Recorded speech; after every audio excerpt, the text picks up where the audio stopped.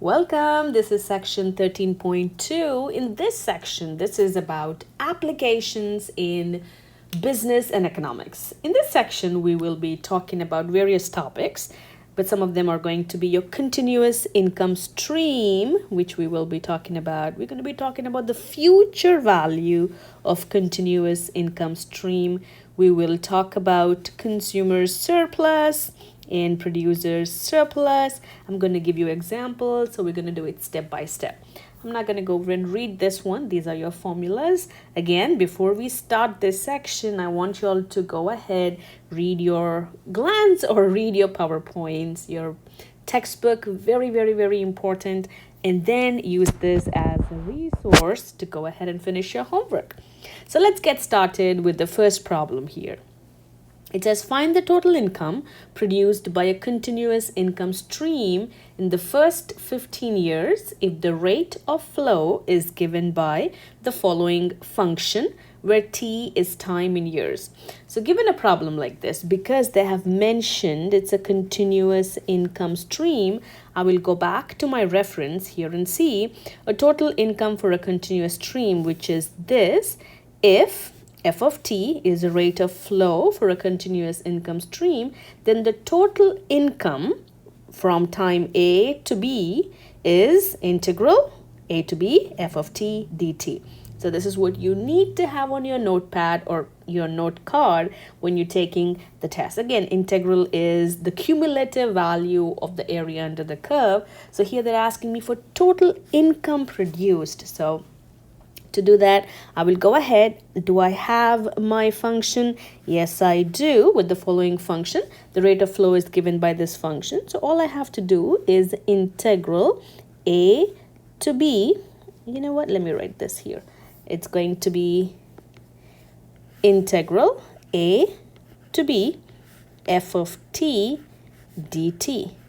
Now, what is my f of t? My f of t here is 2,500. So it's going to be integral a to b 2,500 dt. But you might ask, Miss, what is a and what is b? How do I know? They did not tell me. They said the first 15 years. That means you start from your 0, go all the way up to your 15. So this is your a value is going to be 0 and your b value is going to be 15, and this is 2,500 dt. Finding the integral, it is going to be 0 to 15. Integral of 2,500 is 2,500 t. And again, once I have this, I will plug in my upper value and subtract from the lower one. Because the lower one is a 0, I don't have to put that. This is simply going to be 2,500 times 15, which is going to be, let me plug this in, 37512. So 37,500 is going to be your answer. So how much do you earn over 15 years? $37,500. And again, how did I know all of this? Because it clearly says it's continuous income stream. All right, now let's take a look at the next one. Starting at age 35. So let me pause here. We're talking about the IRA accounts, which is very, very important. And again, if you all have not started, if you did not start your IRA account, I would highly recommend y'all to go ahead and do that at a young age, because trust me, it is going to be very useful when you retire. Now, let me quickly talk about what IRA is. IRA is your individual retirement account. The earlier you start, the more money you save. So let's go ahead and take a look here. Again, if you have not looked into it, please go ahead and do so. At age 35, you deposit $2,000 a year. So you're depositing $2,000 a whole year. That could be probably $100 a month or $200 a month. You can distribute that $2,000 however you want. But in this case, because it's IRA, you have to put a regular amount into your account. So you're depositing $2,000 a year into your IRA account for retirement. treat the yearly deposits into the account as a continuous income stream. So they said you're depositing yearly $2,000. Now you can save $100 a month, $500, and then accumulate that into 2,000 and then deposit that. So very, very important. Again, I can't insist how important it is for you all to look at IRA if you're just starting your career, because this will help you down the road. So now they're asking us to treat the IRA as continuous income stream. If the money in the account earns 6% compounded continuously, how much will be in the account 30 years later when you retire at the age 65? So this is the best example. How much of the final amount is interest? So you are putting $2,000 every year. How do you save this? You save $100 a month, $200 a month, or $500 a month. So accumulate 2,000. That doesn't matter. But every year you're putting $2,000 into your bank account, and you do that for about 30 years. And at 65, how much money will you have? Let's go ahead and take a look. It's continuous income stream. So here we are talking about what is not the total. We're talking about what is going to be your future value. So F of t, if F of t is the rate of flow of continuous stream, if the income is continuously invested and it's compounded continuously, then the future value is this. I would like to go ahead and use this one, the final one, because again from here you will get to this one. So go ahead and use the second part of it, which is much more simpler. So first let me go ahead and write that formula. So the formula I will be using here is future value, because it is continuous income stream and they mentioned it's compounded continuously. It is, oops, I missed, e to the power r t integral 0 to t f of t e to the power negative rt dt. We're going to talk about each of this separately. Now E is E, R is, let's go back here, R is the rate which is compounded 6%. So in this case your R is 0.06. And here the time is 30 years. So your capital T is going to be 30 years. And what else do you need? Your FT, your function, your starting your initial value here is $2,000. So you're investing $2,000. This has been compounded continuously. You're trying to see what's going to happen. What's the future value after 30 years? That's exactly what you're doing. Again, you will go ahead and use your integral. Let's plug all of this in here. So this is e to the power r is 0.06 times, I'm going to put parentheses. It makes my life so much easier. 0 to 30. F of t is 2,000. E to the power negative 0.06 times t dt. All right. Now what I'm going to do is, because this 2,000 is a constant, I'm going to pull that out. So this is going to be 2,000. Let me go ahead and see what this is. I think this is e to the power 1.8 integral 0 to 30 e to the power negative 0.06 t dt. Now let me quickly give you a formula here. Integral e to the power ax dx is simply 1 over a e to the power ax plus c. Make sure you write this down somewhere so you know what this is, and every time you see e to the power, you'll simply go ahead and use that formula.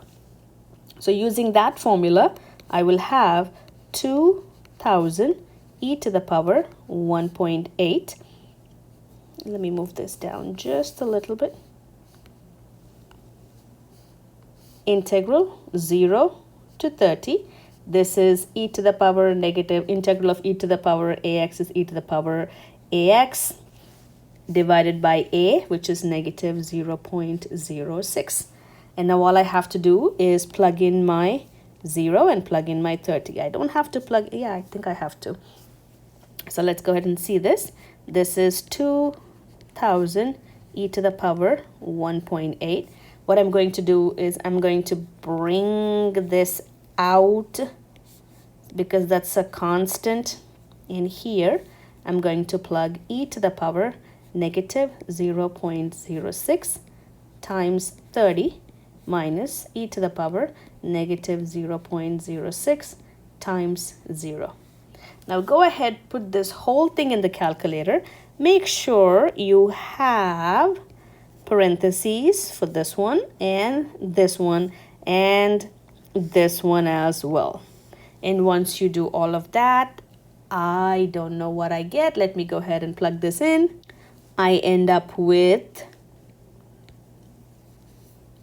168.3.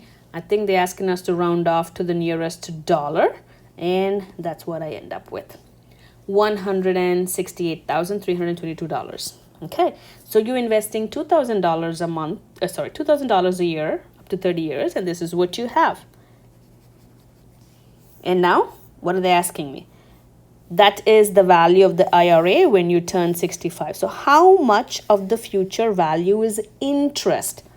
What is that? So this is what you'll have in your hand when you're at age 65.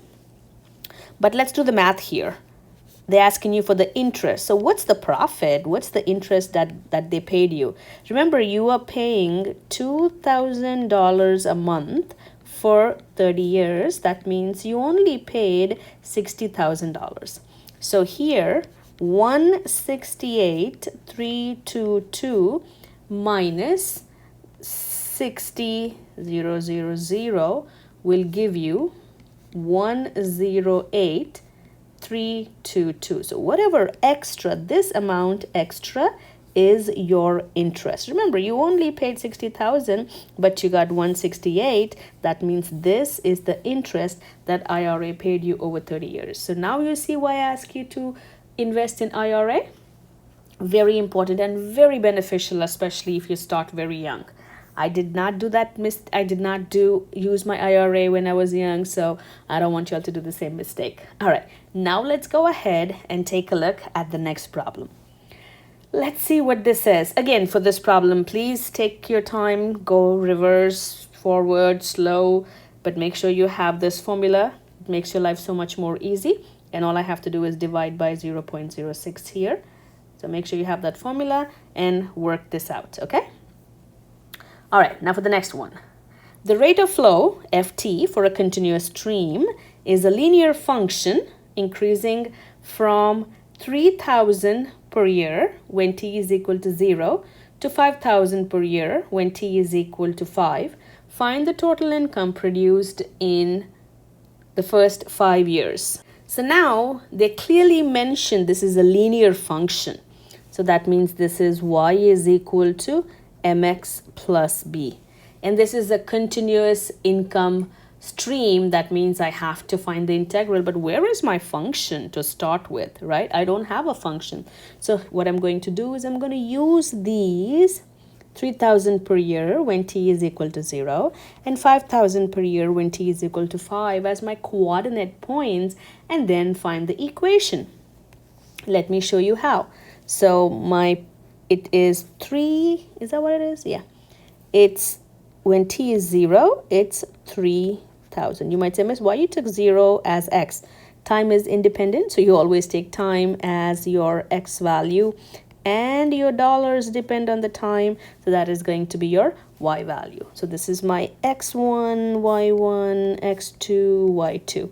So the first thing to find the equation of a line is to find your slope. Your slope is y2 minus y1, which is 5,000 minus 3,000 divided by 5 minus 0, which is 2,000 divided by 5, which is 400.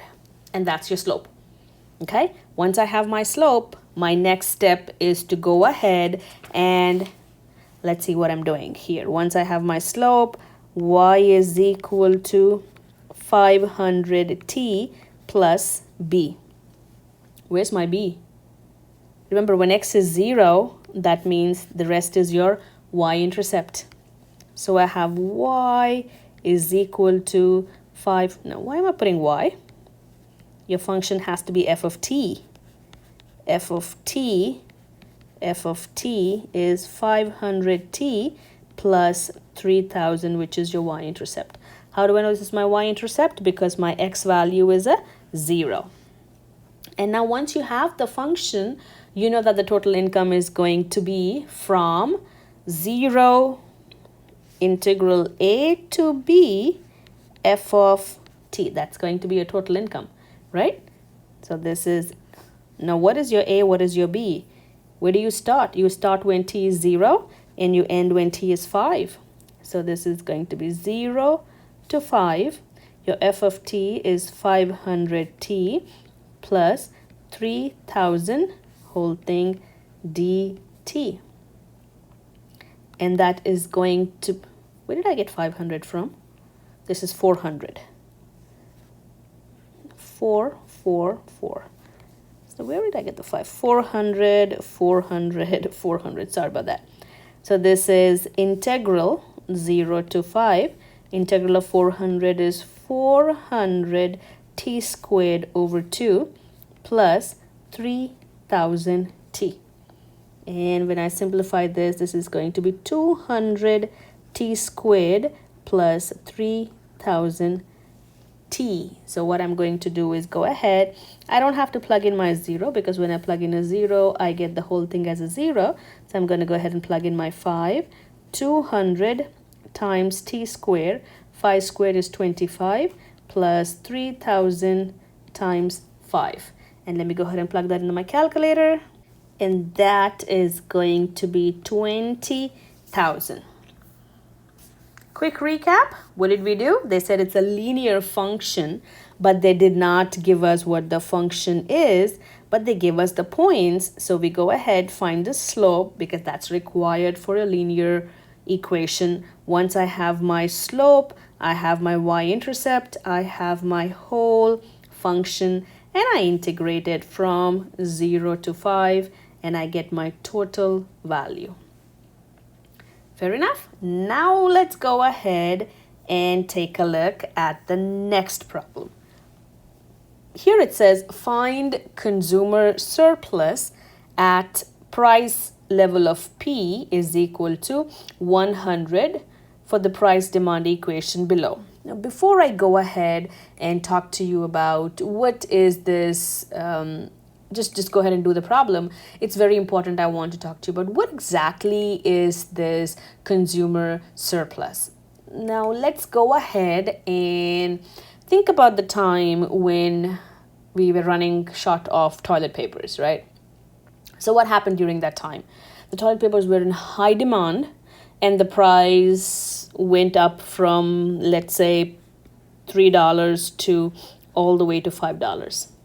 Now, as a consumer, even though you know the price is at $5, but you still had a chance to buy the toilet paper at $3, then you saved that $2, right? Then you saved $2. So this saving of money when a consumer can or could have bought the product at a higher price, but still bought it at the regular price, that's called consumer surplus. And again, this is simply, it just represents the saving to a customer who is willing to pay more than the regular price, but was still able to buy it at the regular price. Okay, the saving that you saved is your consumer surplus. Now let's go back to the first page here, consumer surplus. This is if XP is a point on the graph of the price demand equation dx for a particular product, then the consumer surplus CS at the price level of P is, this is your equation. Now, you might say, Miss, what exactly does all of that mean? Not to worry here. I'm going to go ahead and do each one of them so you can see exactly what I am talking about. So let's go ahead and take a look at this problem. Just let me go back to the problem here. And again, we'll start from the beginning. So it's a consumer surplus is given by, I'm just going to write consumer surplus at CS. That is given by integral 0 to x bar dx minus p bar and the whole thing dx. Now, this is the formula. Very good. Let's go back here. And if I look, I have my dx and I have my p bar, but I don't have the x bar. Now to do that, I have to know what each of them is. The consumer surplus is given by this integral here, where p is your current price and x is the quantity demanded, and this x bar is the current demand of your product. So this is your current demand and this is your current price. You're subtracting that from your price demand equation, and the difference you get is your consumer surplus, because that's the amount you saved. Now, how do I do this? Where do I get all this information from? Again, it's very important you understand each and every term here. So this x bar is nothing but your current demand, and this is the p is your current price. And this dx is, it's the price demand equation. Now, let me go ahead and let me plug that in here. Again, I want you to be very patient here. This is 0 to x bar. I'm going to do all of that. My dx is 200 minus 0.02x minus my p bar is 110. Again, when I integrate it, 0 to x bar, 200 minus 110 is 90 minus 0.02x. Now, I cannot complete without knowing what's my current demand.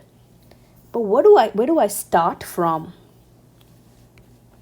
I know dx, which is the price demand equation, is 200 minus 0.02x.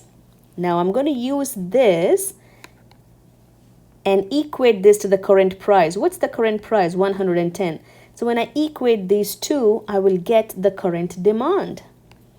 So when I equate the demand equation, remember this equation, this equation will, the price demand equation will give me the current price. So when I equate both of them, I can find the value of x. So when I subtract negative 0.02x is equal to negative 90. X is equal to negative 90 divided by 0.02. This is 4,500. And once I have that, I will go ahead 0 to 4,000. So the current demand is 4,500. That means right now the price $110 is for the current demand 4,500. So let's go ahead and plug 90 minus 0.02x. Did I forget the dx? Yes, I did. And now when I integrate it, 0.4500, derivative of 90 is 90x minus 0.02 x squared over 2. And again, I don't have to plug in the 0 because I will end up with a 0. So what do? I will simply go ahead and plug in my 4,500. And once I do that, I get 90 times 4,500 minus 0.02, 4,500 squared divided by 2. Plug it into the calculator. I get 202,500. Now you might say, Miss, what is this? What is 202,500? This is the amount that the consumer saves instead of buying at a higher price. The price, depending on the demand, the price is going to be higher, but this $2,202 is what the consumer would have saved instead of buying at a higher price. Okay? Now again, please make sure you read what consumer surplus is, producer surplus is, and what equilibrium is. And once we know all of that, it makes so much more easier. But it's very important you understand what D of X is, the demand equation. P, current price, X bar, current demand. How do I find X bar? Equating both of these, and once I know the current demand is 4,500, that means the demand went from 0 to 4,500. As a clever consumer, if I buy it at the price, I will save 200,000 202,500. So I'm going to save $2,500. Okay, there you go. All right, now let's go ahead and take a look at the next problem. Here we have find consumer surplus and producer surplus at equilibrium level. Now you might ask, Miss, what's a producer surplus? Let's talk about recent the egg demand.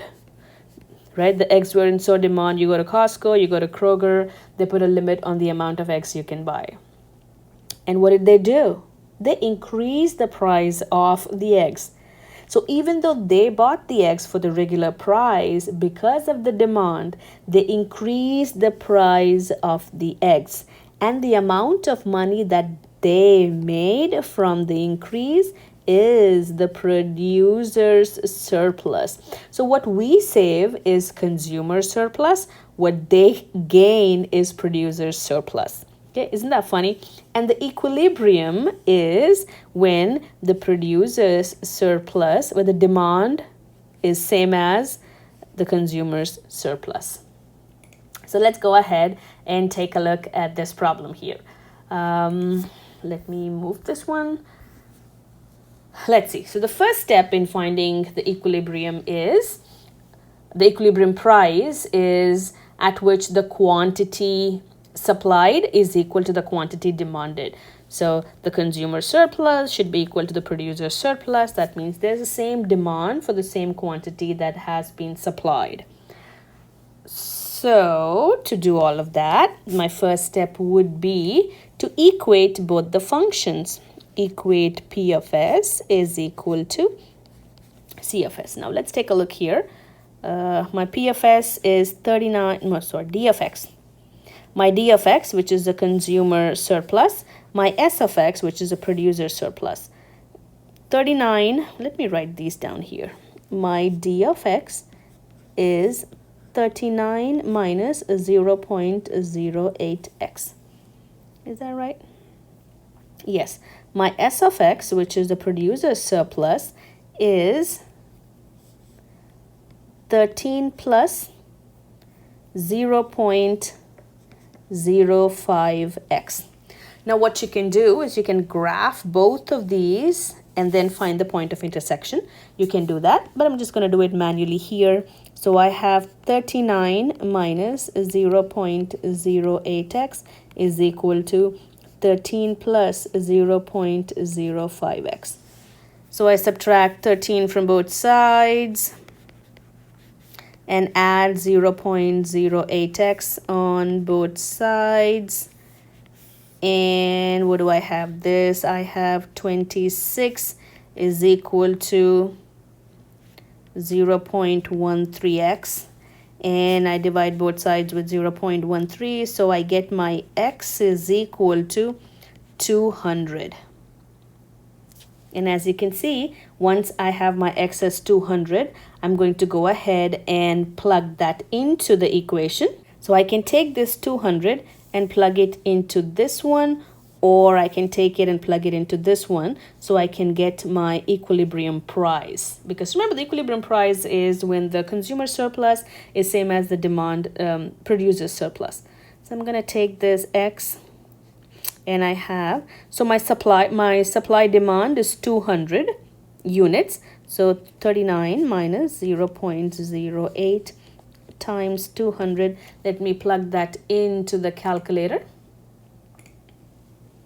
And I end up with 23.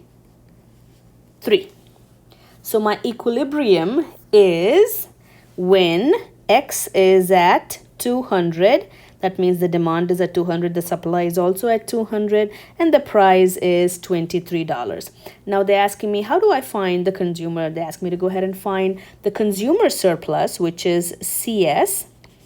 And remember, the formula is 0 to 200 because the demand is 200. Let me use a different color so it's easy for you to see.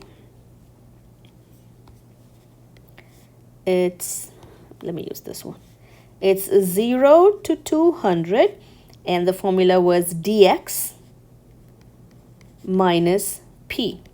So my dx here is 0 to 200, 39 minus 0.08x.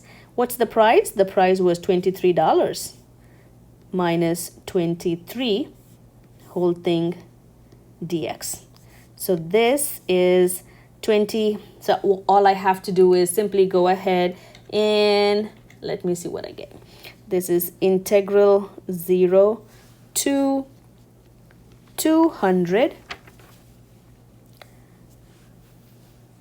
16 minus 0.08x. And once I find the integral, what do I have? 0 to 200. This is 16x minus 0.08 x squared over 2. I don't have to plug in my 0 because I know I'm going to get everything as a 0. So I'll simply plug in my 200. 16 times 200 minus 0.04 times 200 squared. Let me plug that into the calculator. And I end up with 1600. If you can see that, that's going to be $1,600. So as a consumer, when the demand is for 200, then I save $1,600 as a consumer surplus. So that's CS. Let me rewrite this one. That's my C and S. Now they're asking me to find even the producer's surplus. Let's see, do I have another page? Yeah. Oh, no. Yeah, I'm going to find my producer's surplus right here. Now they're asking me to find the producer's surplus. Again, you have your formula in your textbook. The formula for producer's surplus is going to be P minus S of X dx. So let's go back here. A producer's surplus is going to be integral 0. Again, it's all the way up to 200. That's what the demand is. 200 P minus S of X, which is integral 0 to 200, 23 minus, what was my S of X? Yeah, minus 13 plus 0.05x dx. Again, when I simplify this, this is 0 to 23, 10 minus 0.05x dx, integral 0 to 23, 10x minus 0.05 x squared over 2. I don't have to plug in my 0. I'm going to plug in my 23. Oh, did I put 23 here? This is 200. I don't know where I got my 23 from. 200, sorry, 200. I have my kids knocking on the door, so probably I got distracted.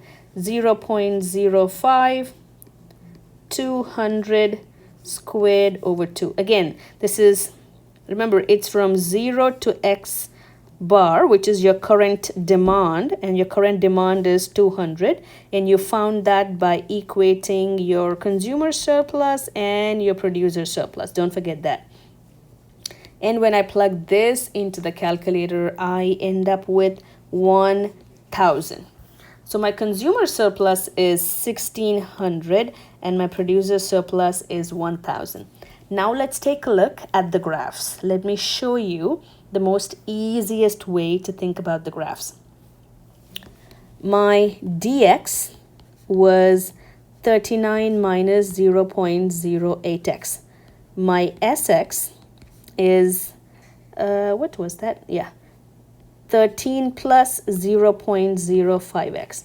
Now look at this. One has a negative slope, so the dx is decreasing. The other one has a positive slope, so it's increasing. And the dx, like you can see here, the x-intercept is, this is 13, this is 39. So all of them are 13 and 39s, like you can see here. All of them are 13 and 39s. Very good, very good, very good. But how do I know which one's which? Where am I looking from? I'm looking from 0 to my 23, which is 0 to 200. 0 to 200. That is from 0 to 200. 0 to 200. 0 to 200. 0 to 200. So you are looking for the graph that's in the shaded area. Both the graphs have to be in the shaded area. So this one, the first one, both the graphs are not. The second one, yes. The third one, both the graphs are not. The fourth one, none of them is here. So the only graph that works for you is this.